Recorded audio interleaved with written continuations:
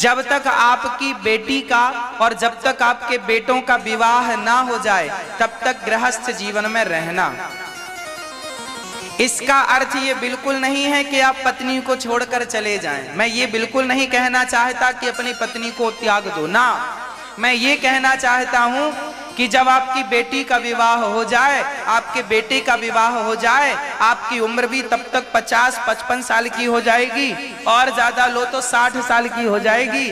अब दोनों पति पत्नी तुम साथ में ही रहो, पर भोगी बनकर नहीं, अब योगी बनकर रहो। दोनों भगवान का चिंतन करो, दोनों साथ में रहो। तीर्थ यात्रा पे जाओ तो दोनों जाओ, पति पत्नी दोनों।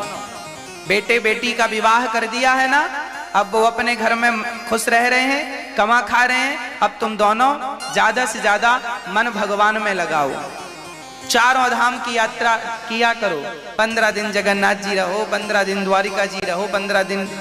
अभी गर्मी का समय आएगा, बद्रीनाथ जी का दर्शन होगा, जाओ 2-4 महीने 2 महीने वहीं रहो, बद्रीनाथ जी का रोज दर्शन करो। वहां रोज लंगर अन्न क्षेत्र चलता है, कहीं भी मिल जाए खा लेना और प्रेम से पड़े रहना, भजन करना दोनों।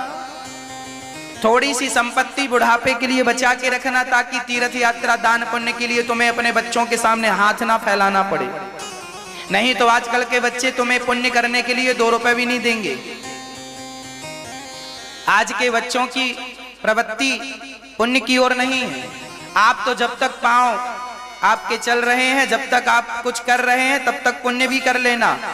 आप बच्चों के भरोसे पुण्य ना करना, बच्चों के भरोसे पुण्य के लिए ना बैठे रहना। बच्चे पुण्य करते हैं, करने देते हैं, इसकी भी कोई गारंटी नहीं है।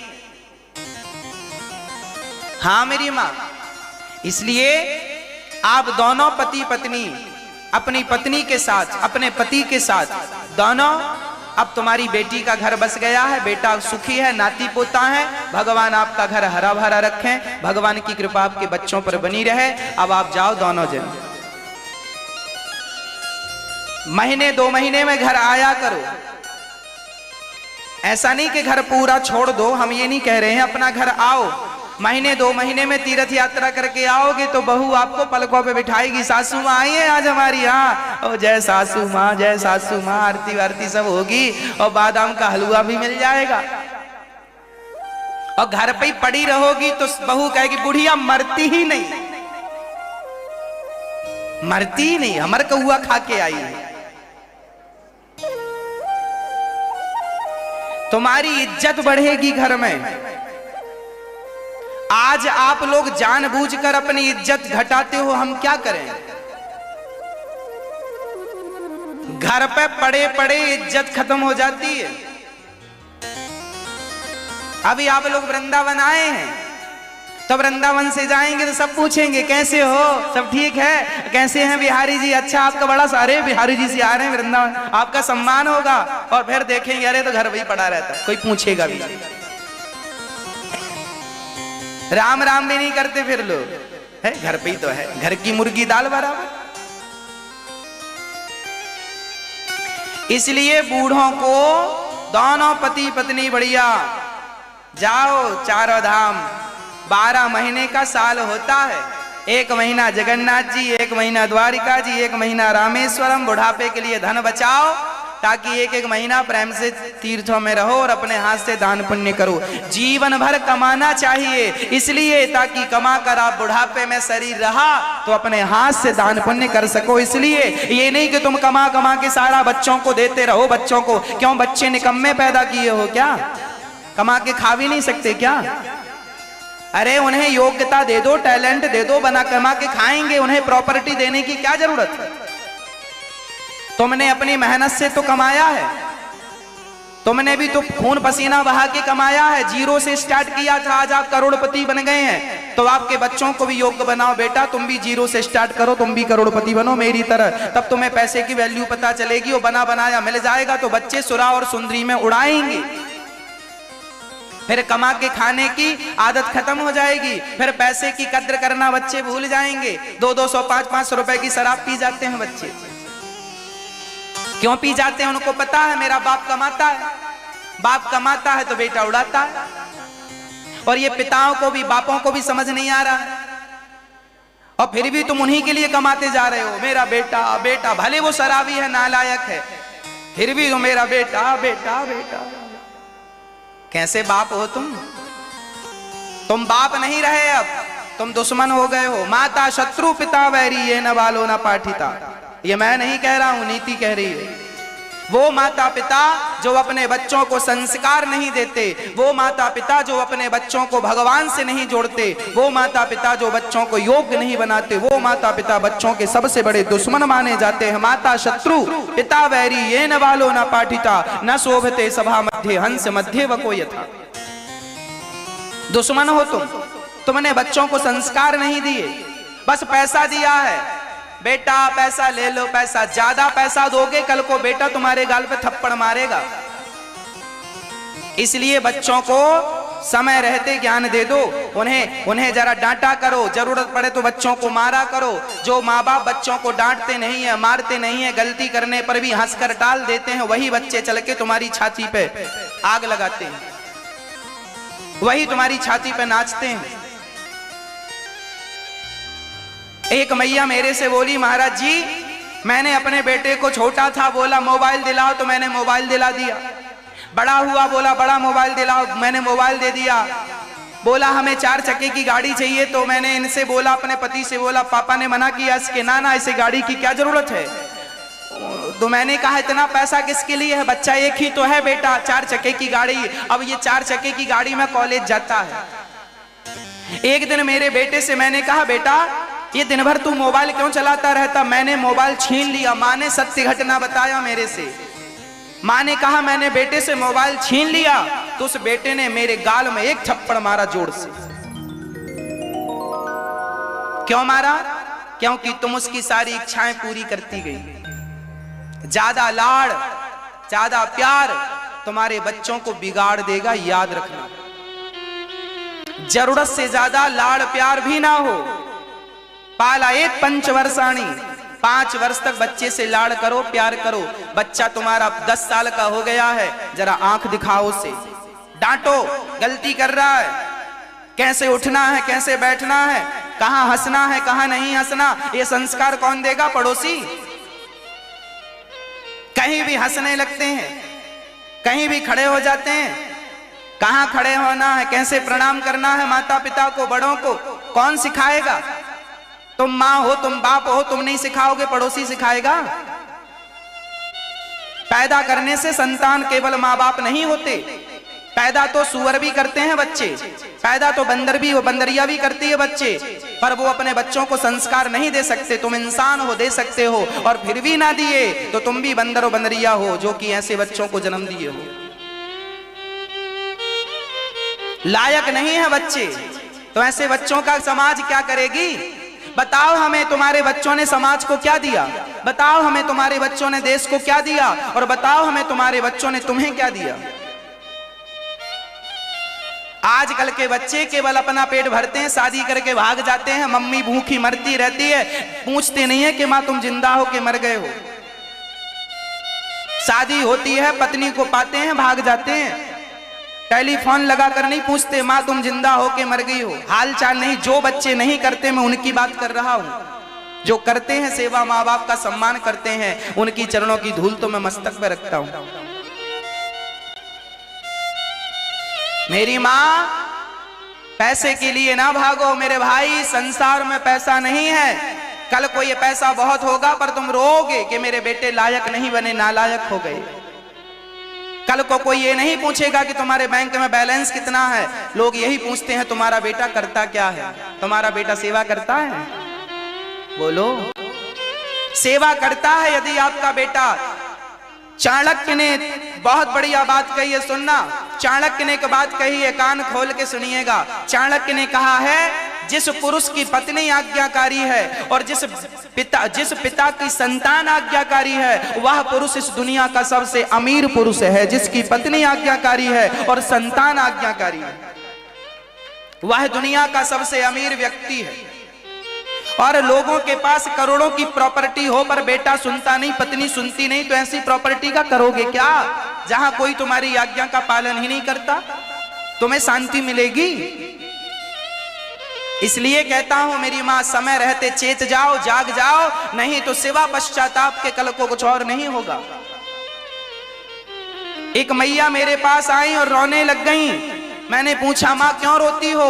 उन्होंने कहा महाराज इसलिए रोती हैं कि समय रहते हमने अपने बच्चे को संस्कार नहीं दिए, लाड़ प्यार में बच्चा बिगड़ गया, हमने 2 थप्पड़ कभी नहीं मारे उसे। हम ये नहीं कहते कि तुम अपने बच्चों को थप्पड़ मारो, हम ये नहीं कहते कि तुम अपने बच्चों को फिजूल में डांटते रहो, पर जहां जरूरत है वहां तो डांटो, जहां जरूरत थप्पड़ की है वहां तो मारो। वहां भी नहीं मारोगे तो कल को वो आपको मारेंगे। इसलिए शास्त्र के अनुसार चलोगे तो सुखी रहोगे। आज का व्यक्ति सुखी क्यों नहीं है? क्योंकि मनमुखी जिंदगी जी रहा है, शास्त्रों के आधार पर कोई जीवन नहीं है, मनमुखी हो गया है व्यक्ति आज का। इसलिए वह माता पिता शत्रु हैं जो अपने बच्चों को संस्कार नहीं देते। इसलिए माँ बाप की पहली जिम्मेदारी है कि आप अपने बच्चों को पहले क्या दें। और मेरी माँ एक बात और सुन लो, संस्कार देना है तो अपने बेटी और अपने बेटों को गौरी गोपाल वृद्धाश्रम लाना। जब यहाँ वृद्ध माओं का दर्शन करेंगे आपके बच्चे और इनका आशीर्वाद लेंगे तो बच्चों के अंदर ये संस्कार जागेगा कि देखो आपको अपनी माँ को नहीं छोड़ना, देखो यहाँ वो माएँ हैं जिनके बच्चों ने छोड़ दिया। क्या तुम भी ऐसे बनोगे? ये एक यूनिवर्सिटी है जहां बच्चों को ये शिक्षा मिलेगी कि माँ बाप की सेवा करनी चाहिए। लाया करो बच्चों को गौरी गोपाल वृद्धाश्रम, मेरी माओ का आशीर्वाद दिलवाया करो। इन माओ के आशीर्वाद से बच्चों के संस्कार बनेंगे। लाया करो समय निकालकर। आप अपने बच्चों को घुमाने के लिए कुल्लू मनाली ले जाते हैं और वादियां, इसमें क्या होगा? क्या कुल्लू मनाली से संस्कार मिलेंगे? अपने बच्चों को वादियां दिखाओगे तो संस्कार मिलेंगे। अरे बच्चों को गौरी गोपाल वृद्धाश्रम लाओ, वृद्ध माओं का दर्शन कराओ, इनकी मां की पीड़ा को समझाओ। इन बच्चों को क्या गुजरती है उस मां की जब बच्चा घर से निकालता है, उस दर्द का अनुभव कराओ इन बच्चों को, तब वो फीलिंग आएगी कि प्रेम क्या होता है, सेवा क्या होती है, संस्कार क्या होता है। आपके बच्चे 200-200 रुपए की शराब पी जाते हैं, 1000-1000 की शराब पी जाते हैं, और तो और आजकल के खिलौने 1000-1000 रुपए के आते हैं। कभी अपने बच्चों को फुटपाथ पे ले जाया करो, उन्हें गरीब बच्चों से मिलाया करो। तुम्हारे बच्चे 50-50 रुपए की टॉफियां खाते हैं, जरा उन गरीब बच्चों से मिलाया करो अपने बच्चों को जिनके पास 50 पैसे की टॉफी खाने का भी पैसा नहीं है। 50 पैसे वाली टॉफी भी नहीं खाते वो बच्चे फुटपाथ पर जो रहते हैं, उनके पास नहीं है 50 पैसे वाली टॉफी भी। तुम्हारे बच्चे 50 रुपए की टॉफी खाते हैं तो फेंक देते हैं आधी खा करके, स्वाद नहीं आता। वो वाली चाहिए 100 रुपए वाली, और 500 वाली टॉफी चाहिए। अरे भाई इन्हें पैसों की कद्र बचपन से बताओ। बचपन से तुमने यदि इन्हें पैसों की कद्र नहीं समझाई तो कल को ये बिगड़ जाएंगे। फिर मत रोना, जिम्मेदार आप हो। महाभारत में एक कथा मिलती है, अर्जुन ने एक सपना देखा। सपना क्या था?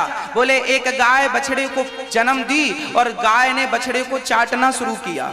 इतना चाटा कि उसका पूरा शरीर बछड़े का लहू से भीग गया, रक्त रंजित हो गया, रक्त गिरने लगा। बछड़ा चिल्ला रहा, फिर भी गाय चाटती जा रही है, चाटती। अर्जुन की आंख खुली, दौड़े दौड़े भगवान के पास गए, प्रभु प्रभु ये मैंने सपना देखा है, इसका तात्पर्य क्या है? तब भगवान कृष्ण ने मुस्कुराते हुए कहा, अर्जुन ये आने वाले कलयुग में रोजमर्रा की घटनाएं हैं।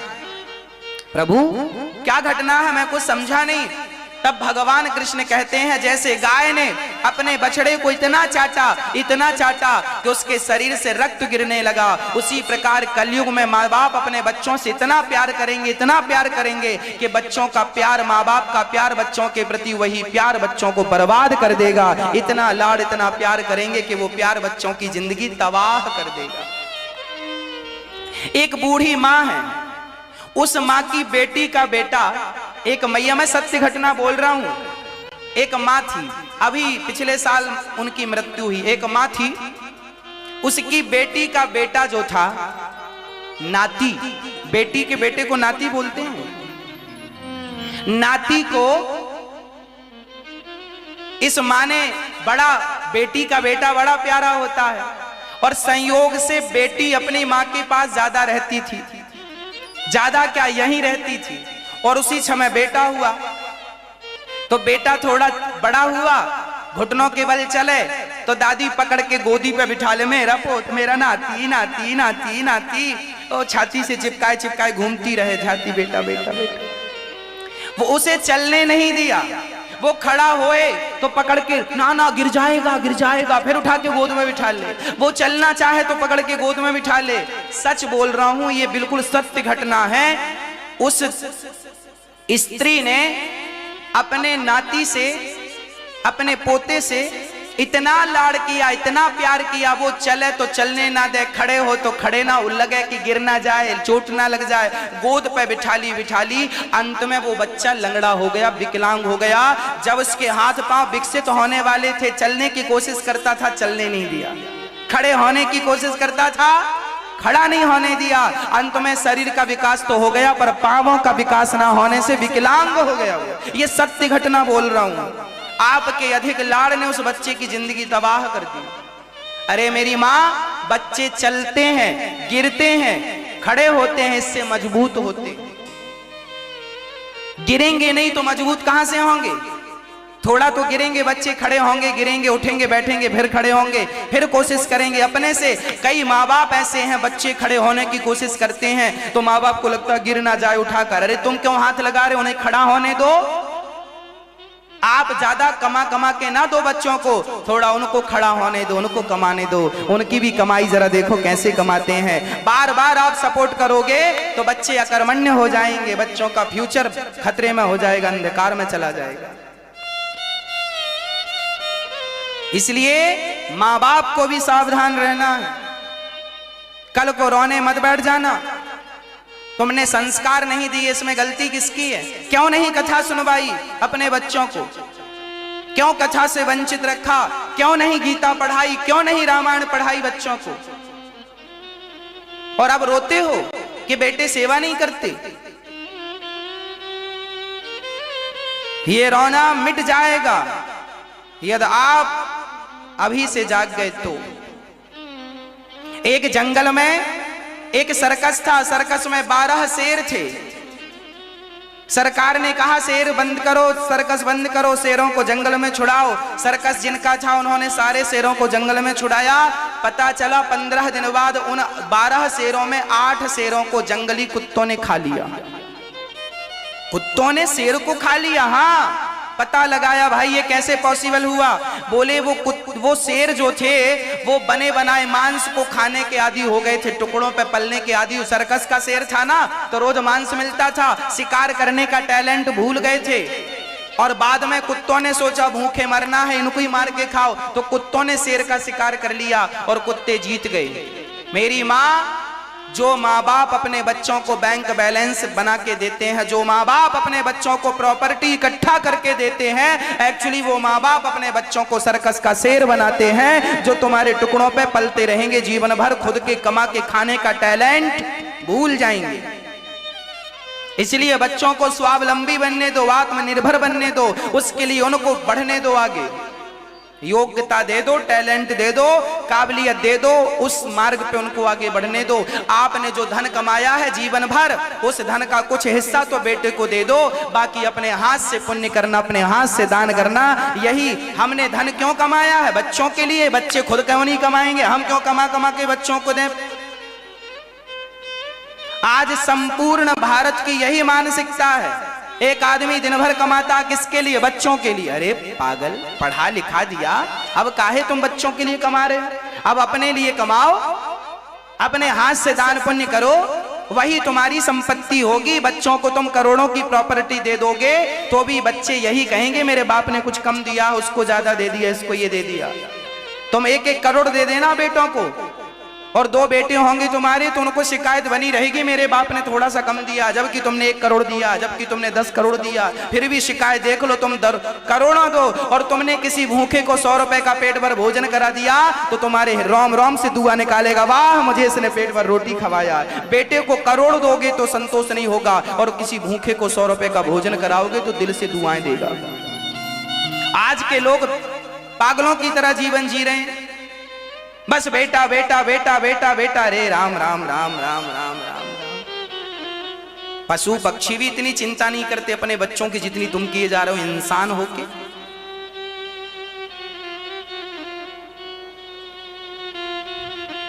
बच्चों को अपाहिज ना बनाना। ज्यादा लाड़ प्यार, ज्यादा प्रॉपर्टी, ज्यादा पैसा अपाहिज कर देगा। उत्तमम स्वाजितम वित्तम मध्यमम पितुरर्जितम मध्यमम भ्रातृ वित्तम चा स्त्री वित्तम मध्यमाधमम। खुद का कमाया हुआ धन उत्तम होता है। कान खोलकर सुनना, खुद का कमाया हुआ धन बोलो उत्तम होता है। पिता का धन मध्यम होता है। 2 नंबर का पिता की प्रॉपर्टी मध्यम श्रेणी में आती है। खुद की कमाई उत्तम, पिता की मध्यम, भाई की अधम। भाई की प्रॉपर्टी, तुम भाई के टुकड़ों पे पल रहे हो तो अधम हो। अरे अपनी मेहनत करके क्यों नहीं खा रहे हो? भूखे सो जाना अच्छा है, पर किसी के टुकड़ों पे पलना अच्छा नहीं है। स्वावलंबी बनो, अपने पांव पे खड़े हो, अपने आप को स्ट्रांग करो, मजबूत करो। क्यों किसी के टुकड़ों पे पल रहे हो? उत्तमम स्वाजितम वित्तम मध्यमम पितुरर्जितम अधमम भ्रातृ वित्तम चा। भाई का धन अधम और स्त्री का धन, दहेज का धन अधम से भी अधम। और आजकल लोग अधम को ही चाहते हैं, इतना दहेज मिल जाए, इतना दहेज मिल जाए। इसलिए सावधान सावधान सावधान हो जाना। पांडवों ने खुद संपत्ति कमाई है, कौरवों ने निकाल दिया था। तो इंद्रप्रस्थ में जाकर खुद हल जोता है। धर्मराज युधिष्ठिर ने खुद खेत को हरा भरा किया, खूब मेहनत की और पूरी हरियाली हो गई, आनंद हो गया। और दुर्योधन बस दूसरों के धन पे कब्जा करना जानता था, मेहनत नहीं करता था, बस कब्जा करना। और जो कब्जा करता था उसका सत्यानाश हो गया। इसलिए दूसरों की 1 करोड़ रुपए यहां पड़ा हो और वो किसी और का है, मेरा नहीं है, तो मुझे वो करोड़ रुपए देखने भी नहीं चाहिए। वो तो माटी है, मेरी मेहनत का जो है वो मेरा है। बाकी यहाँ पड़ा हो आप सोने चांदी से भर दो, वो मेरा नहीं है। जो मेहनत का है वो मेरा है।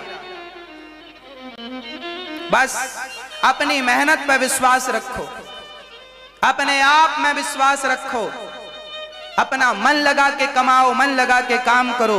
बस संस्कार देना ना भूलना। इसलिए कहता हूं बुढ़ापे में कुछ धन बचाना, ताकि चारों धाम तुम कर सको और तुम्हें किसी के सामने हाथ झोली ना फैलाना पड़े। चारों धाम जाओ, बढ़िया बुढ़ापा आ गया, भागवत की कथा सुनो। हाँ, भागवत सुनो, धाम यात्रा करो, भोजन कराओ गरीबों को, दीन दुखियों की सेवा करो। अब सारा बेटों को ही दे दोगे क्या? अपने लिए क्या करोगे? महाराज जी बेटों के लिए, बेटों के लिए। अरे पागल, अपने लिए भी तो कुछ कर। तू जाएगा यहां से तो खाली हाथ जाएगा। अरे पुण्य की गठरी थोड़ी सी तो हो। याद रखना, धर्मानुगो गच्छति जीवे कहा, जब मैं मरूंगा तो मेरे सामने मेरे साथ केवल मेरा पाप और मेरा पुण्य होगा। या तो पाप की गठरी होगी या तो पुण्य की गठरी होगी। अब आप देख लेना कि आपके पास किस चीज की गठरी है। इसलिए बेटों को देने से मैं मना नहीं करता, दो, परंतु कुछ हिस्सा अपने लिए, अपने पुण्य के लिए, सत्कर्म के लिए। अरे दान यदि धन है तो धर्म है, यदि धन ना होगा तो धर्म क्या कर लोगे? चलो आज आपका मन है कि हम भी किसी एक बूढ़ी माँ को गोद लेते हैं, चलो आज आपका मन है कि हम भी किसी भूखे को भोजन कराते हैं, तो भैया इसके लिए भी तो पैसा लगेगा कि नहीं? तो किससे मांगोगे? इसलिए आप पुण्य अपने हाथ से इतना तो कर लेना, इतना तो पुण्य कर लेना कि यहां से जाना तो आपको भूखे ना रहना पड़े। आपने किसी को खिलाया होगा तो आपको भी वहां खाना मिलेगा, आपने किसी को नहीं खिलाया तो आपको कौन देगा? जो हम यहाँ करते हैं वो हम अपने लिए करते हैं, यहाँ का किया हमें वही मिलता है यहाँ से जाने के बाद। जो कल किया था वो आज मिल रहा है, जो आज करेंगे वो कल मिलेगा। इसलिए मेरी वृद्ध माताओं की सेवा में अपने आप को समर्पित कर देना। यहाँ अन्न क्षेत्र चलता है, हजारों लोग भरपेट प्रसाद पाते हैं। आप भी इस अन्न क्षेत्र से जुड़ना। ये वृंदावन की धरा पर अन्न क्षेत्र चलता है। यहाँ ना जाने किस रूप में भगवान आकर के आपकी रोटियां खाकर चले जाएं, कोई नहीं जानता। इसलिए आप इतना पुण्य कर लेना कि आपके लिए कल आप मर गए तो क्या भरोसा कि आपका बेटा तेरे ही करता है कि नहीं? क्या भरोसा? यदि आपके 2 बेटे हैं तो छोटा बेटा कहता है बड़े से, तू कर ले तेरी। बड़ा कहता, क्यों पिताजी तेरे साथ थे, तू कर ले तेरी। हाँ, समाज में ये आज देखने को मिलता है। मेरी माँ, बाप मरता है तो दोनों भाई ये कहते हैं कि तेरी ही का खर्चा तू उठा, तेरी ही का खर्चा तू उठा। बोलते हैं कि नहीं? हाँ या ना जवाब देना। मतलब तुम्हारी तेरी ही में तेरा ब्राह्मण खिलाने पड़ते हैं। सोचो, तेरा लोगों को खिलाने के लिए तुम्हारे बेटे ये कहेंगे कि तू कर ले, तू कर ले। इसलिए बच्चों के भरोसे ना बैठना, तुम ही खिला पिला दो ब्राह्मणों को, अपने हाथ से तेरी ही कर लो, अपने हाथ से दान पुण्य कर लो। बच्चे करेंगे तो प्लस हो जाएगा, अपने हाथ से कर लो अपना दान पुण्य जो है। कल तुम मर जाओगे, तुम्हारा बेटा गौदान करेगा, बुढ़ी गाय खरीद के लाएगा सबसे, जो कल ही मर जाएगी तुम्हारे नाम की। इसलिए कहता हूं अपने हाथ से गौदान कर लो, बढ़िया अपने हाथ से बढ़िया भोजन प्रसादी करा दो। अपना तेरे ही, अपनी दिन तेरे ही कर लो अपने हाथ से। गौदान कर लो अपने हाथ से, सारे तीर्थ सारे पुण्य अपने हाथ से कर लो। अरे बच्चे करेंगे जो करेंगे वो प्लस हो जाएगा आपके लिए, अपने हाथ से। तुमने क्या किया? बच्चों के भरोसे हम मरेंगे बच्चा करेगा। अरे पागल, बच्चा करे, तुम क्यों नहीं कर रहे हो? किसी को तुमने खिलाया नहीं, पिलाया नहीं, दान पुण्य नहीं किया, बच्चा करेगा। नहीं करेगा, जरूरी नहीं है करेगा, फिर नरक जाना सीधा। पुण्य जाने के तो कोई ऑप्शन नहीं है आपके पास। इसलिए सेवा ही सबसे बड़ा पुण्य है, सबसे बड़ी भक्ति। भज सेवायाम धातु से भक्ति बनती है। सेवा कथा रस महो नितराम पिबत्वम, सेवा ही भक्ति है। इसलिए सेवा करो। इसलिए ये दास अनिरुद्ध ने माताओं की सेवा को ही भक्ति माना है। मैंने माओं की सेवा को भक्ति जाना है, और यही भक्ति है, इससे बड़ी कोई भक्ति नहीं है। इसलिए माओं की सेवा किया करो। ये दास अनिरुद्ध माओं की सेवा करने को सर्वोपरि भक्ति मानता है। अन्य क्षेत्र की भक्ति को, अन्य दान को सबसे बड़ी भक्ति मानता हूं मैं। जिसके 2 बेटे हों और बेटों ने घर से निकाल दिया हो, सेवा ना किया, उस मां पर क्या गुजरेगी? बूढ़ी मां है। ये उम्र घर में नाती पोतों के संग रहने की, घर पर रहकर ही भगवान का भजन करने की उम्र है, पर बेटों ने सेवा नहीं किया। चलो, बेटों ने सेवा नहीं किया तो क्या हुआ? ये भारत है, इस भारत में कोई भी अनाथ नहीं है, सबके नाथ जगन्नाथ हैं। इस भारत पर भगवान कहीं ना कहीं किसी ना किसी प्रकार से सहयोग करते हैं, कृपा करते हैं। चलो, इनके उन सगे बेटों ने सेवा नहीं किया, जो बच्चे इनके गर्भ से पैदा हुए हैं वो सेवा नहीं किए तो क्या हुआ? मेरे से भले रक्त का, मेरे से भले खून का रिश्ता नहीं है तो क्या हुआ? पर माँ तो मैं भी मानता हूं ना इनको, मैं सेवा करूंगा इन माओं की।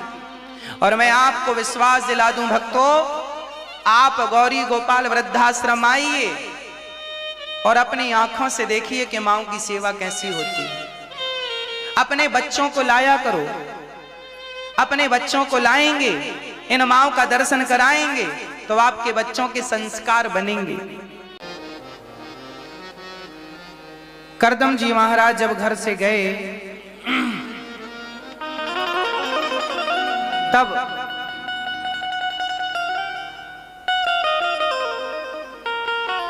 श्री माता देवहूति कपिल भगवान को बिठाती हैं और प्रार्थना करती हैं।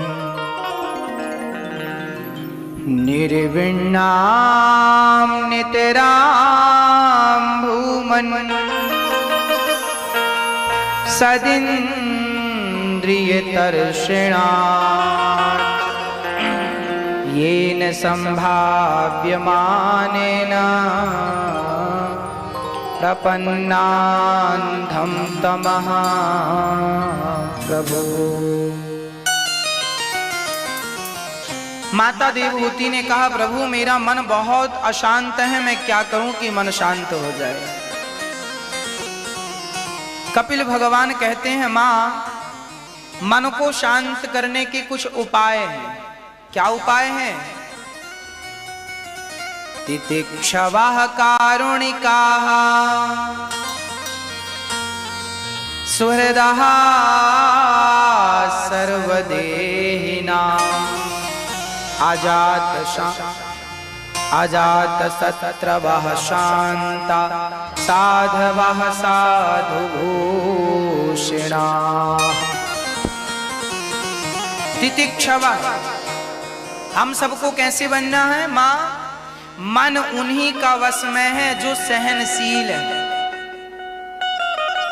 मन किनका वश में है? जो सहनशील है। आप सहेंगे नहीं सुख और दुख को, हानि और लाभ को, तो मन कैसे वश में होगा? मन को वश में करने के लिए कीर्तन करना पड़ता है, मन को वश में करने के लिए अभ्यास करना पड़ता है। आज सारी फसाद की जड़ मन ही तो है। भक्ति में मन ही तो नहीं लगता, भगवान से मन ही तो नहीं मिलने देता। आज जितने लोग बिगड़ रहे हैं, रास्ता भटक रहे हैं, किसके कारण? मन के कारण। किसी का मन गंदी जगह में जा रहा है, किसी का मन गंदी चीजों को खाने में जा रहा। अरे मन ही तो जा रहा है। मतलब विनाश का कारण क्या है? दुर्दशा दुर्गति का कारण भी मन है और सदगति का कारण भी मन है। अब देख लो कि मन यदि संसार में लगेगा तो दुर्गति होगी और मन भगवान में लगेगा तो सदगति होगी। मन ही दुर्गति है, मन ही सदगति है। जैसे चाबी से ताला बंद हो जाता है और चाबी से ताला, उसी चाबी से ताला खुल जाता है। मन को संसार में लगाओगे तो बंधन में बंध जाओगे और मन भगवान में लगाओगे तो संसार के बंधन से मुक्त हो जाओगे। मन कहाँ लगाना है मर्जी आपकी। अच्छा, मन कैसे वश में हो? आप लोग कहते हैं महाराज जी हम पूजा करते हैं हमारा मन नहीं लगता। अरे भैया, मन तो सबका ही नहीं लगता। कौन है जिसका मन लग रहा है? मन ना लगे तो भी भगवान का चिंतन करते रहो, तो भी भगवान की भक्ति करते रहो, माला जपते रहो, कथाएं सुनते रहो। जैसे बच्चा पहली बार स्कूल जाता है पढ़ने के लिए, छोटा सा तो रोता है स्कूल नहीं जाएंगे, स्कूल नहीं जाएंगे। माँ उसे मार मार के बिठाती है गाड़ी पे, स्कूल जा। और धीरे धीरे जब स्कूल जाता है तो जाते जाते उसका मन लगने लगता है। वही जो स्कूल जाने से रोता था वही फिर बाद में पढ़ लिख कर मन लगा कर पढ़ता है तो IAS IPS बन जाता है, बड़ी बड़ी पोस्टों में चला जाता है। पहले मन नहीं लगा, बाद में मन लग गया तो फिर मन हटा नहीं। उसी प्रकार पहली बार आपका मन भजन में नहीं लगेगा, पहली बार आपका मन माला जप में नहीं लगेगा, पहली बार मन कथा में नहीं लगेगा। अभ्यास करो, नहीं लगे मन तो भी कथा सुनो, नहीं लगे मन तो भी माला जपो भगवान के नाम की। धीरे धीरे अपने आप आपका मन कंट्रोल हो जाएगा। बस में जाएगा कहां? समस्या लोग ये कहते हैं महाराज जी मन नहीं लगता तो हम माला नहीं जपते। अरे भैया, मन किसका लगता है? कौन है जिसका पहली बार में मन लग गया हो?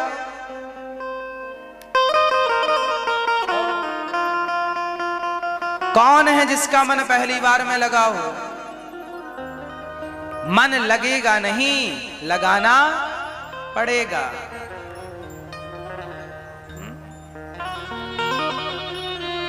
इसलिए मन लगाया करिए। आज के बाद ये प्रश्न खड़ा ना हो कि महाराज जी मन नहीं लगता। नहीं लग रहा है, मन भटक रहा, भटकने दो। आप बोलो राम राम राम राम राम राम। मन भटू जहां मन करे जा। बस मन का शरीर के साथ सपोर्ट ना करो। अच्छा, रास्ते में 500 रुपए पड़े हैं, आपने देखा, मन कहता है उठा लो। मन कह तो सकता है उठा लो, पर मन उठा नहीं सकता। हाँ या ना? उठाएगा कौन? कौन उठाएगा? आपका हाथ उठाएगा। जब तक आप झुकेंगे नहीं, हाथ नहीं लगाएंगे। भाई मन थोड़ी, मन तो जड़ है। मन तो कह सकता है, मन कर नहीं सकता। उसी प्रकार मन आपका भटक सकता है, उसे भटक सकता है तो भटकने दो। आप तो अपनी क्रिया करते रहो। मन के कहने से क्रिया ना कर लेना। मन कहता है ये कर लो, तुम करने ना लग जाना, फिर नुकसान होगा। मन जाए सो जा, भटके सो भटक, पर आप तो माला जपो, आप तो नाम जपो। कितनी देर भटकेगा, कितने दिन भटकेगा, करत करत अभ्यास के जड़मति हो तो सुजान, रसरी आवत जात है सिल पर पड़त निशान। अभ्यास करने से तो कुएं का पत्थर भी रस्सी की रगड़ से घिस जाता है। फिर आप मन को काबू में करेंगे, क्यों नहीं होगा? अरे घोड़सवार घोड़े को वश में कर लेता है कि नहीं? घोड़े को वश में करना भी सबकी बात नहीं है, बस के बात नहीं है। बोलो हाँ या ना? अच्छा, धनुष लेकर बाण चलाना और निशाने पर लगा देना, निशाना कब लगता है? हमारे देश का जवान बंदूक चलाता है, राइफल होती है। अब निशाने पर गोली मारना है, इसके लिए क्या करना पड़ता है उन लोगों को, हमारे जवानों को? बोलो मेरी माँ, मैया जी, ओ मेरी मैया, क्या करना पड़ता है? अभ्यास करना पड़ता है। क्या करना पड़ता है? अभ्यास करने से एक दिन निशाना सही जगह लग जाता है कि नहीं? अभ्यास करने से तुम निशानेबाज हो गए, अभ्यास करने से आप बहुत बड़े गायक हो जाते हैं। लता जी ने, रफी जी ने बढ़िया गाना भजन सुनाए हम लोगों को, तो इन लोगों ने अभ्यास किया होगा भजन गाने का, तब तो गा पाए, ऐसी थोड़ी गा लेते हैं। हाँ या ना? अभ्यास करने से आप अपने कंठ को मधुर कर सकते हैं, अभ्यास करने से निशाना साध सकते हैं, अभ्यास करने से घुड़सवारी आ सकती है। उसी प्रकार अभ्यास करेंगे तो एक दिन आपका मन वश में हो जाएगा, और मन वश में होगा, भगवत प्राप्ति में आसानी हो जाएगी। फिर क्या करेंगे? फिर मन को जब वश में हो जाए तो मन को भगवान के चरणों में लगाते रहो। फिर तो काम करते रहो, नाम जपते रहो, मन से गोविंद गोपाल गाते चलो। याद आवेगी उसको कभी ना कभी, मेरी विनती सुनेगा कभी ना कभी।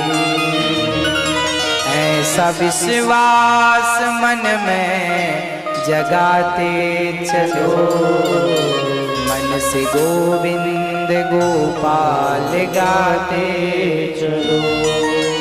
हाँ जी, काम करते रहो और नाम जपते रहो। कपिल भगवान ने ज्ञान दिया, माँ अहम सर्वेषु भूतेषु भूतात्मा अवस्थितः सदा, मैं सब में हूं माँ। वही बात आ गई, सब में मुझे देखो। माँ कपिल जी के दिव्य ज्ञान से सिद्धा नाम की नदी बनी और बह गई। कपिल देव जी ने आचमन किया, सीधे गंगा सागर चले गए। बाकी तीर्थ बार बार गंगा सागर चले गए।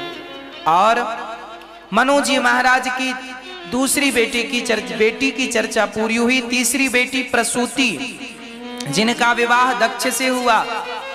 दक्ष की छोटी बेटी सती, जिनका विवाह शंकर से हुआ। एक बार भरी सभा में दक्ष प्रजापति ने भगवान शंकर का अपमान कर दिया।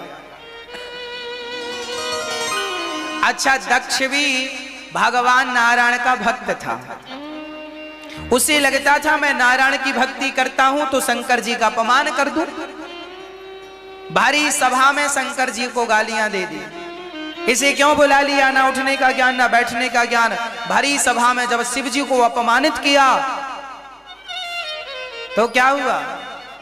शंकर जी ने कोई उत्तर नहीं दिया। अरे ये भगवान है, जीवों की गलतियां माफ करते रहते हैं। सजा तब मिलती है जब आपकी गलतियों से आपका घड़ा भर जाता है। एक दो गलती पर भगवान ध्यान नहीं देते, एक दो अपराध पर भगवान ध्यान नहीं देते। जब आप अपराधों की बरसात करने लग जाते हैं, सुधरते नहीं है, तब भगवान फिर एक थप्पड़ लगाकर आपको गाल में थोड़ा सा सबक देते हैं। दक्ष बिगड़ता गया, शंकर जी का अपमान करता गया, कोई उत्तर नहीं। शंकर जी तो करुणा के अवतार, क्षमा कर देते। भारी सभा में अपमान हुआ। देवताओं ने अमृत पिया था मेरी मां, तो देवता देव कहलाए, जबकि शंकर जी ने जहर पिया तो देवाधिदेव महादेव कहलाए। अर्थात अर्थ यह है कि अमृत पीने वाला इतना महान ना हुआ जितना महान विष पीने वाला हो गया। सम्मान तो सब सहन कर लेते हैं, पर अपमान को बर्दाश्त करके समाज में रहना, ये आपको महान बनाएगा। अभी तो आपका अपमान हो रहा है, सहते रहो, सहते रहो। जैसे पत्थर चोट सहता सहता एक दिन मूर्ति बन जाता है और मूर्ति बनकर भगवान बनकर पूजता है, तुम भी समाज की ठोकर खाते रहो, खाते रहो, खाते रहो। जब खाते खाते निखर जाओगे तो समाज तुम्हें पूजने लगेगा। वाह, ऐसी सहनशीलता, ऐसी सहनशीलता। इसलिए सहने की आदत होनी चाहिए। बात बात पे विवाद और झगड़ा ना हो, थोड़ा सहा करो। ये हमारे ग्रंथ हमें आंखें खोलते हैं हमारी। शंकर जी ने कोई उत्तर नहीं दिया। आप लोग भी हर बात का उत्तर ना दिया करो। कोई आपको गाली दे, तू गधा है, क्या इस बात का उत्तर देना जरूरी है? अब आप झगड़ा करने लग जाते, हमें गधा गा, हमें गधा। अरे भैया ये बताओ, क्या तुम गधे हो?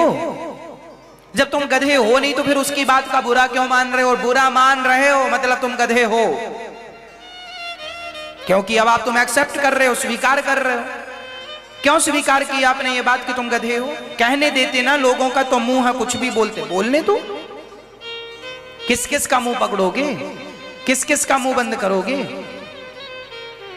इसलिए लोग क्या कह रहे हैं परवाह ना किया करो। अच्छा ये बताओ, आप प्याज खाएंगे तो डकार किसकी आएगी? प्याज की। लहसुन खाएंगे डकार किसकी आएगी? मूली खाएंगे डकार किसकी आएगी? जो खाता है वही डकारता है। आप स्वयं गधे होंगे इसलिए आप गधा दूसरे को समझ रहे हैं। जो व्यक्ति स्वयं समझदार होता है वो दूसरों को भी समझदार ही। जो जैसा चोर गवार संत मुनि ज्ञानी, जस आपन तस दूसर जानी। चोर सबको चोर ही समझता है, गवार सबको गवार ही समझता है, दुष्ट सबको दुष्ट ही समझता है, पापी सबको पापी ही समझता है, और स्वयं भक्त यदि कोई होगा तो सबको भक्त ही समझेगा कि ये सब भक्त हैं। जो जैसा होता है वो सामने वाले को वैसा।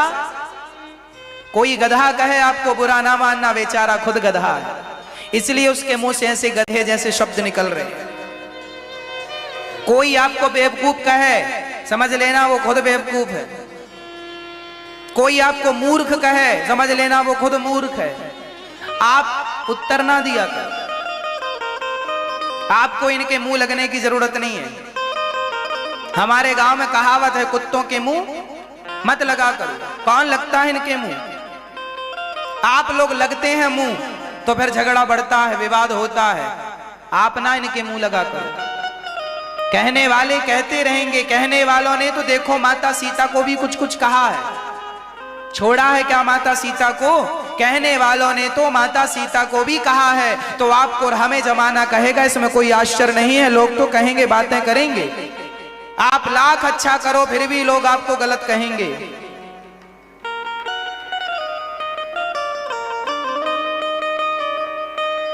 लोग कहें, लोगों का काम बेचारों का कहना है। इनके पास और कोई काम तो है नहीं, बेचारे कहते ही रहते हैं। चलो कहने दो, इनके पास यही काम है, यही कहते, कहने दो इन्हें, परवाह ना किया करो। हाथी चला बाजार, कुत्ते लगे हजार। हाथी अपनी मस्ती से चलता है, भौंकने वाले भौंकते रहते हैं। तुम किस किस के मुंह बंद करोगे? अब भौंकने दो, थोड़ा सा आवाज होना भी जरूरी है। आप ना मुंह लगा करो बस। एक व्यक्ति ने बाजू वाले के घर में कचरा फेंक दिया, झाड़ू लगाई, सारे कचरे उसकी आंगन में डाल दिया। और वो बाजू वाला बड़ा समझदार था, उसने झाड़ू लगाई, पूरा कचरा उठाया, डस्टबिन में डाला, कचरे घर में, और बढ़िया आम, अंगूर, केला, सेब, अनार, पपीता लेकर गया। पड़ोसी के, भैया ये हमारे गांव से फल आए हैं, ग्रहण करो। वो आदमी पानी पानी हो गया। भैया मैं तेरे घर में कचरा डाला और तू फल लेकर आया। तब इस व्यक्ति ने कहा आपके पास कचरा था, आपके पास कचरा था तो आपने हमें कचरा दिया, हमारे पास फल थे तो हमने आपको फल दिया। जिसके पास जो होगा वही तो देगा। आपने हमें गालियां दी, मतलब आपके पास गालियां थी तो आपने हमें गालियां दी। हमने 3.5 घंटे आपको कथा सुनाई, क्योंकि हमारे पास कथा थी तो हमने कथा सुनाई। जिसके पास जो होगा वही देगा। इसलिए कोई आपको बेवकूफ कहे, गधा कहे, नाराज ना हुआ करो। बेचारे की बुद्धि मारी गई है, बौरा गया है। हाँ, आपको गधा कह रहा, बताओ। खुद गधा है इसलिए कह रहा है बेचारा। जिसके पास जो है वही।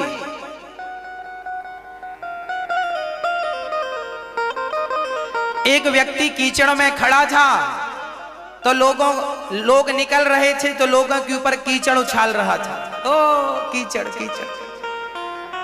और एक राजा सोचा चलो मेरा बहुत धन इकट्ठा हो गया है, खजाना खोल दिया और राजा खजाने से सोना चांदी बरसा रहा है। लो भाई ले जाओ। जिसके पांव कीचड़ में थे वो कीचड़ उछाले जा रहा है, जो धन में डूबा है वो धन उछाले जा रहा है। और एक भक्त सोचा चलो मेरे पास तो भगवान है, अब एक काम करूं मैं औरों को भगवान से जोड़कर भक्त बनाऊं। वो कथा सुना सुना के औरों को भक्त बनाए जा रहा है। जिसके पास जो है बेचारा वही बरसा रहा है।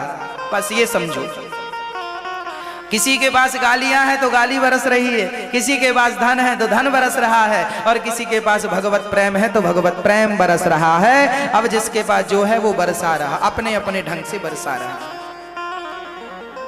आप क्या बरसाना पसंद करेंगे आप देख लीजिएगा। इसलिए शंकर जी ने उत्तर नहीं दिया, दक्ष ने श्राप दे दिया, जाओ तुम्हें यज्ञ में भाग नहीं मिलेगा। दक्ष ने श्राप दिया, ओ नंदी ने श्राप दे दिया, जब से आया है मैं कर रहा, जा तेरा सिर्फ बकरे का हो जाए। अब भृगु जी ने दाढ़ी पे हाथ घुमाते हुए, क्यों ससुर जमाई की लड़ाई थी नंदी तुम क्यों भूल पड़े। श्राप दे दिया भृगु जी ने, जाओ तुम जैसे शिवगण पाखंडी हो जाए। नंदी ने कहा बाबा तुम ज्यादा पक्ष ले रहे हो दक्ष का, जाओ तुम जैसे बाबा भिखमंगे हो जाएं। शंकर जी ने सोचा राम राम, ये तो स्वागत समारोह था, श्राप समारोह बन गया। तुरंत शंकर जी उठ करके चले गए। कोई उत्तर नहीं दिया शंकर जी ने। दक्ष ने कनखल में यज्ञ कराया, सबको बुलाया, शंकर जी को नहीं बुलाया। और याद रखना, जब शंकर जी को नहीं बुलाया तो भगवान नारायण भी उस यज्ञ में नहीं गए। कनखल में दक्ष ने जो यज्ञ किया था वो शंकर जी के अपमान के लिए किया था। और जिस यज्ञ में जिस जगह शंकर जी का अपमान होता है वहां भगवान नारायण भी जाना पसंद नहीं करते। इसलिए हरि हरि और न भेदा, हरि और हर में कोई भेद ना मानना। मैं पहले बात स्पष्ट कर चुका हूं। आज शंकर जी का अपमान हुआ, माता सती उस यज्ञ में बिना बुलाए गई, शंकर जी के लाख रोकने पर नहीं मानी। और शंकर जी का अपमान देखकर माता सती उस योगाग्नि में जलकर भस्म हो गई। शंकर जी माता सती का शरीर लेकर गए, जहां जहां माता सती के अंग गिरे वह एक एक शक्ति पीठ बनती गई। 52 जगह पर अंग गिरे, 52 शक्ति पीठ बन गई। एक बंटवारे में पाकिस्तान चली गई, बाकी 51 भारत में आज भी विद्यमान है। और वह सती बाद में पार्वती बनी और भगवान शंकर का विवाह हुआ। दक्ष के सिर पर बकरे का सिर लगाया गया, दक्ष को मार दिया शिवगणों ने, तो बकरे का सिर लगाया। बकरा पैदा होती क्या बोलता है, मैं। और ये भी बहुत मैं कर रहे थे, मुझे नहीं जाना, मुझे नहीं पहचाना, मैं वो। भगवान अच्छा तुझे बकरा बनना है। जो आदमी ज्यादा मैं करता है, मैं ये मैं वो, भगवान कहते अब तुझे बकरा ही बनाएंगे, मैं करता रहता। इसलिए ये ना कहा करो मैं, ये कहा करो हे नाथ मैं ही मैं नहीं, तू ही तू, हर जगह प्रभु तू है, हर जगह तू है, तू ही मेरा है, तू ही मेरा। मेरे तो गिरधर गोपाल, मेरे तो गिरधर गोपाल, तू ही मेरा है, तू ही। मैं ना किया करो, मेरे तो गिरधर गोपाल किया करो। नहीं तो बकरा बनने को तैयार हो जाना। आज जितने बकरे गांव में हैं, शहरों में हैं, ये सब उसी गांव के, उसी शहर के वो अहंकारी लोग उसी गांव में बकरा बन के पैदा हुए। आपको बचना है तो आप इन चीजों से बचें, अहंकार इत्यादि से। शंकर जी का विवाह संपन्न हुआ। बोलिए शंकर भगवान की जय। बाद में मनु जी महाराज के दो बेटे हुए हैं, प्रियव्रत उत्तानपाद। उत्तानपाद की दो पत्नियां हैं, सुनीति और सुरुचि। जाये उत्तानपादस्य सुनीति सुरुचिस्तयो सुरुचि प्रेयसी पत्न्युर नेतरायत सुतो ध्रुवः।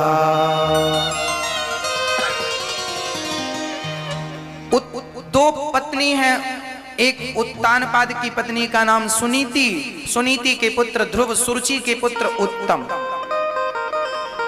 ध्रुव जी बचपन से ही भगवान का भजन करते हैं, संस्कार भजनों के हैं। एक दिन सुनीति का बेटा ध्रुव अपने पिता की गोद में बैठने चला गया। पिताजी गोद में बैठूंगा, बेटा आजा। जैसे ही गोद में बैठने लगे तो पास में सौतेली माँ सुरुचि खड़ी थी, हाथ पकड़ के नीचे गिरा दिया। इस गोद में मत बैठना, तू इस गोद में बैठने का अधिकारी नहीं है। क्यों माँ, मैं क्यों नहीं बैठ सकता? तुम इसलिए नहीं बैठ सकते बेटा क्योंकि तुमने मेरे गर्भ से जन्म नहीं लिया। जाओ पहले तपस्या करो, और तपस्या करने से भगवान मिल जाए तो उनसे कहना कि मुझे सुरुचि के गर्भ से जन्म दे दो। ध्रुव जी को हाथ पकड़ के नीचे गिरा दिया। कई लोग, बड़े बड़े लोग, बूढ़े लोग अपने झगड़े में बच्चों को भी पीस लेते हैं। हाँ, जिठानी अपने बेटे से कहती है, सुन चाची के घर ना जाना। और चाची कहती है, सुन बेटा अपने ताऊ जी से बात ना करना, और बड़ी मां से बोलना भी मत। अरे भाई, तुम बच्चों को जहर क्यों घोल रही हो? तुम झगड़ा कर रहे हो, इस झगड़े में बच्चों को इन्वॉल्व करने की क्या जरूरत है? वो बच्चे क्या जाने कि तुमने झगड़ा किया है? उन्हें तो खेलने दो सबके साथ, रहने दो सबके बीच में। बच्चों से नफरत करोगे तो घोर नरक जाओगे। बच्चे भगवान का स्वरूप है, वो निर्विकार होते हैं, उनके अंदर किसी के प्रति छल कपट नहीं होता। जब उनके अंदर तुम्हारे प्रति छल कपट नहीं है और तुम उनके प्रति छल कपट करोगे तो भगवान माफ नहीं करेगा। याद रखना मेरी माँ, मेरे अंदर आपके प्रति कोई छल कपट नहीं है, और यदि आपने मेरे प्रति छल कपट रखा तो यही नरक का दरवाजा है। जो व्यक्ति आपसे छल कपट नहीं रखता उसके प्रति भी आपको छल कपट रखने का कोई अधिकार नहीं है। आप किसी के प्रति, घर परिवार में किसी के प्रति छल कपट ना रखना। निर्मल मन जन सो मोहि पावा, मोहि कपट छल छिद्र न, ये भगवान को बिल्कुल पसंद नहीं है। तुम भले अपने बच्चों के प्रति छल कपट, जिठानी के बेटे के प्रति, तो देवरानी के बेटे के प्रति, ये सब गलत है। आप लोग चलो बात विवाद हो गया है, कल एक हो जाना, पर बच्चों को ना घसीटो। बच्चों को खेलने दो, दोनों को समझदारी से रहना चाहिए। बच्चों के प्रति वही ममता बनी रहे, वही लाड़, वही प्यार बना रहे, उनसे ना कपट करना, नहीं तो भगवान सब नोट कर रहे हैं। पूछेगा भगवान क्यों? वो बच्चा तो बेचारा अबोध था, छोटा था, तुमने उस पर कपट क्यों किया? जवाब दो, जवाब ना दे पाओगे। क्या गलती थी उसकी?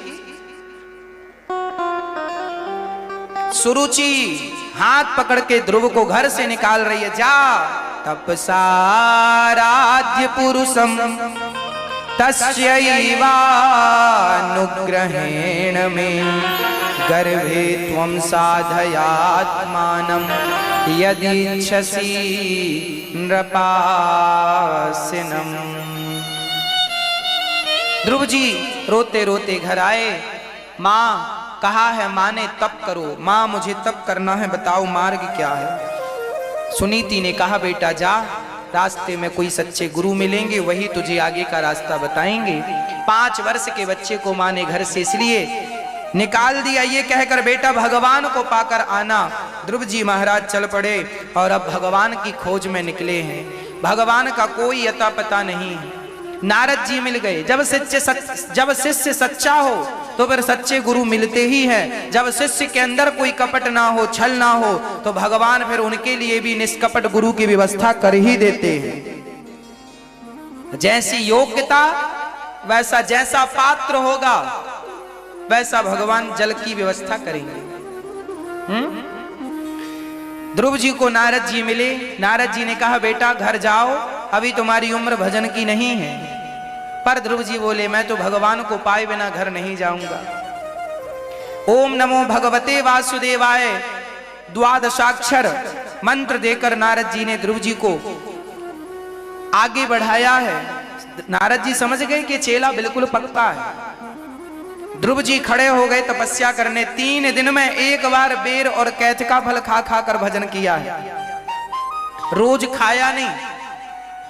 आज लोग व्रत रहते हैं ना तो दिन भर खाते हैं। ध्रुव जी ने 3 दिन में एक बार खाया है। याद रखना, भजन करना हो तो भजन के लिए भोजन पर नियंत्रण करना पड़ेगा। ज्यादा खाओगे तो विषयी बनोगे। सात्विक खाओ और कम खाओ। कम खाओगे तो स्वस्थ भी रहोगे और मन भी चंचल नहीं होगा। ज्यादा खाओगे, दाना दुनका जे खाएं तिन्हें सतावे काम, और हलवा पूड़ी जो खाएं उनके मालिक राम।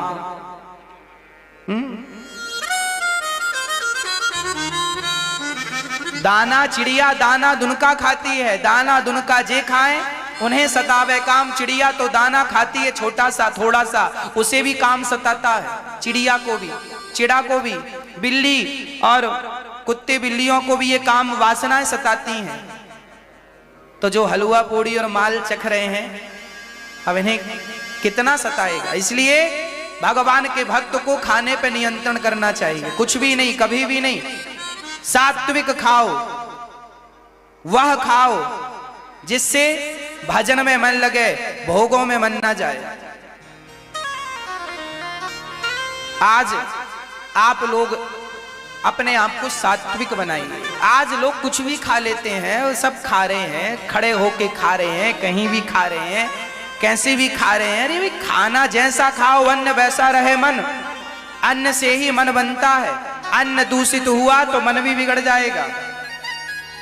इसलिए कंट्रोल खाने पर। क्या खाना है विचार कर लो। सिंपल दाल चावल सब्जी रोटी बेस्ट है।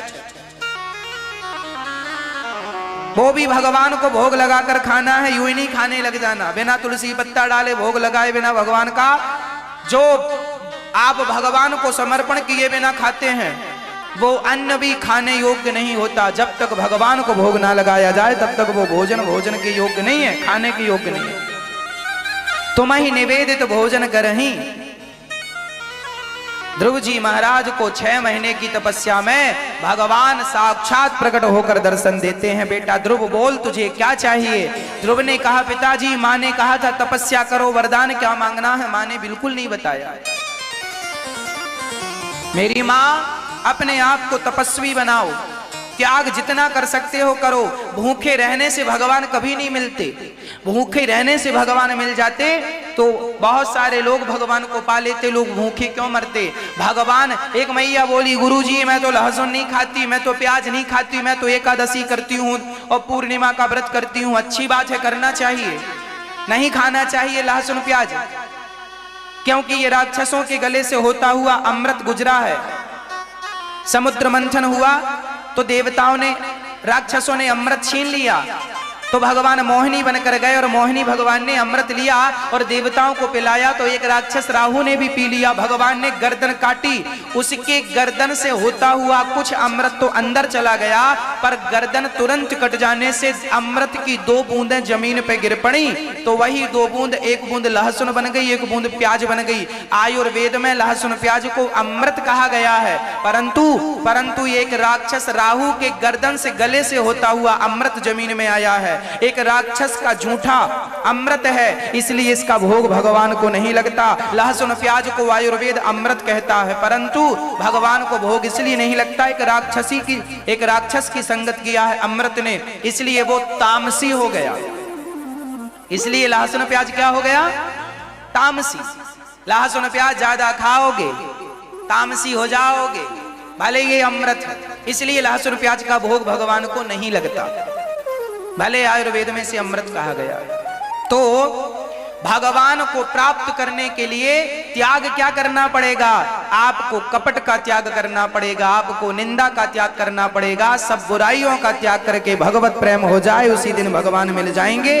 ध्रुव जी जितना तपस्या कर सकते हो, तपा सकते हो, तपाना चाहिए, पर तपस्या के पहले विषयों को, निंदा चुगली को, झूठ अहंकार को समाप्त करने का अभ्यास करना चाहिए। अब ध्रुव जी महाराज को भगवान ने कहा क्या चाहता है? ध्रुव जी कहते हैं आपको पाकर भला और क्या चाहूंगा।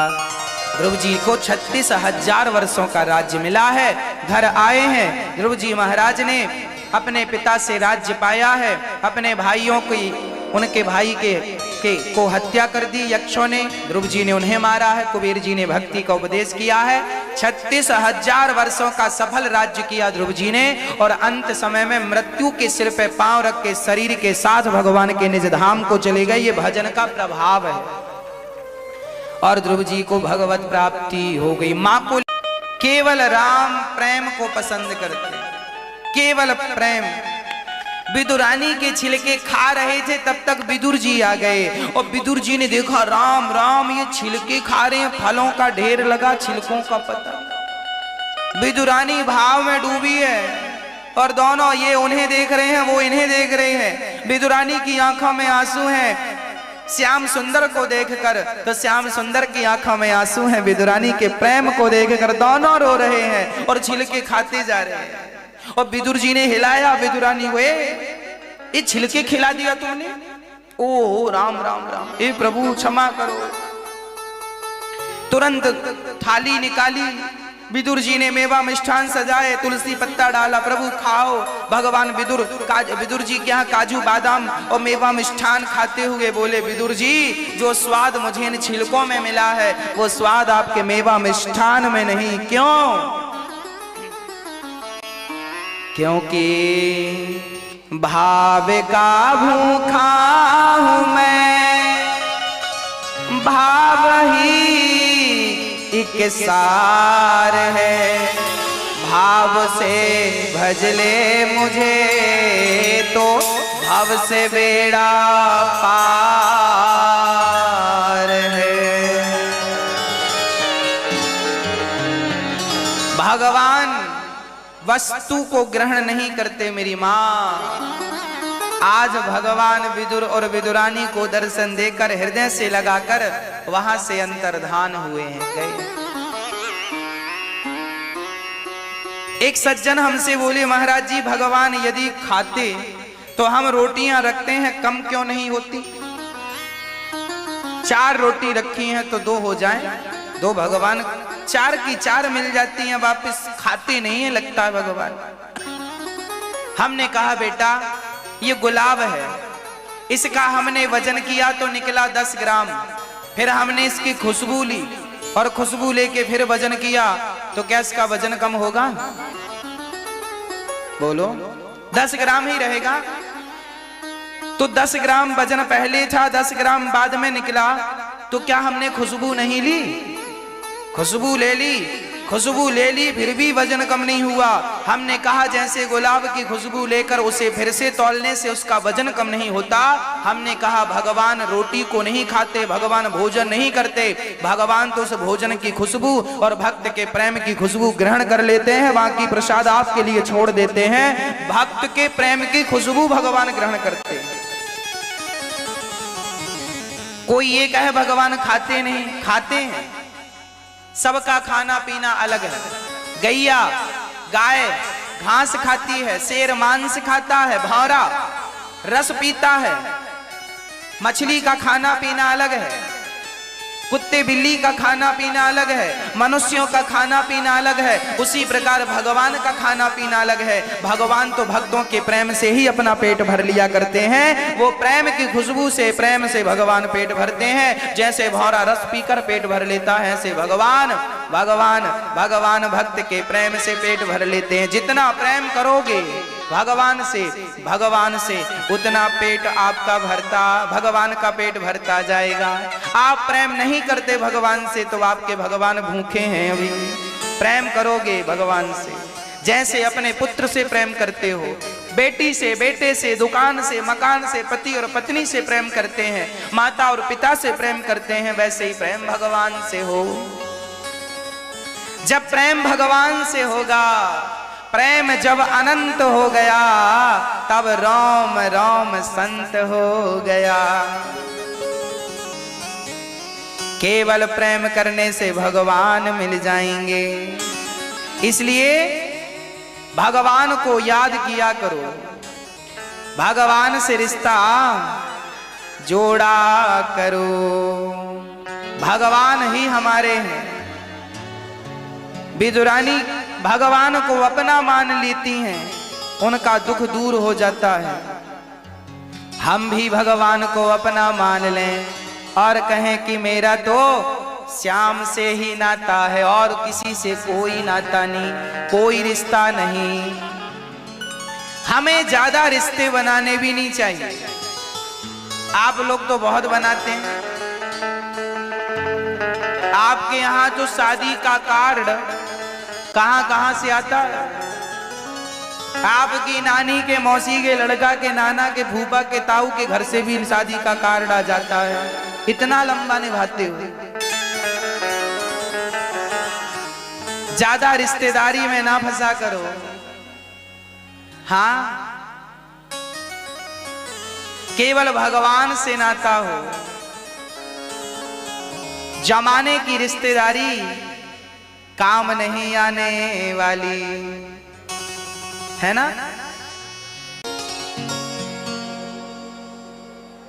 आपसे रिश्ता ना टूटे, आप कभी छूटे ना, ऐसी प्रार्थना करो।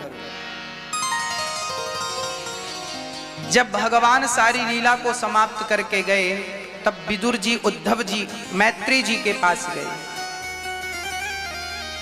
आप बताएं भगवान सृष्टि क्यों करते हैं?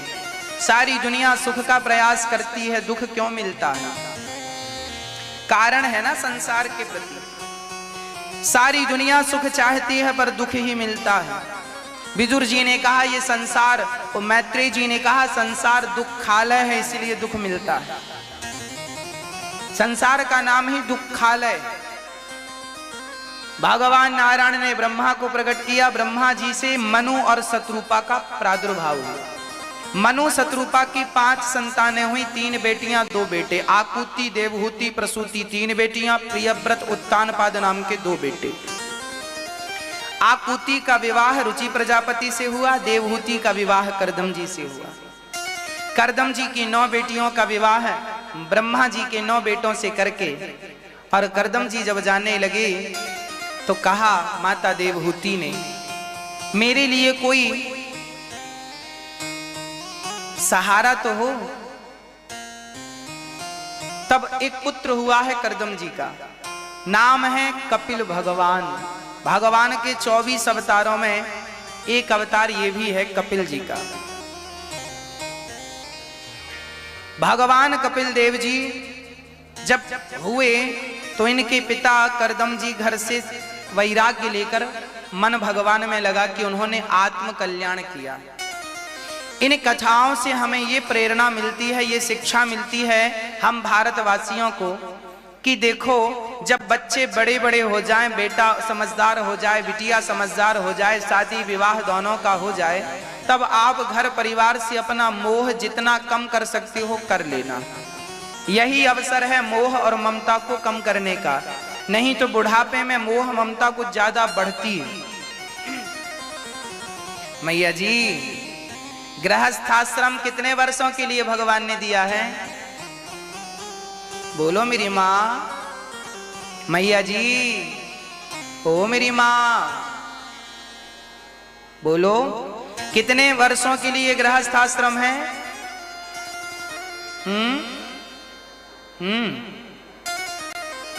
गृहस्थाश्रम केवल 25 वर्षों के लिए।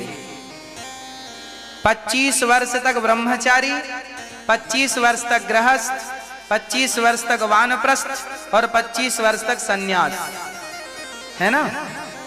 आपकी उम्र 50 साल हो गई, इसके बाद तो गृहस्थ से मुख मोड़कर भगवान की तरफ अपना मुख कर लेना चाहिए पूर्ण रूप से। 50 वर्ष के अभी आप नहीं हैं, चलो हम 50 वर्ष से कुछ ज्यादा समय आपको दे रहे हैं।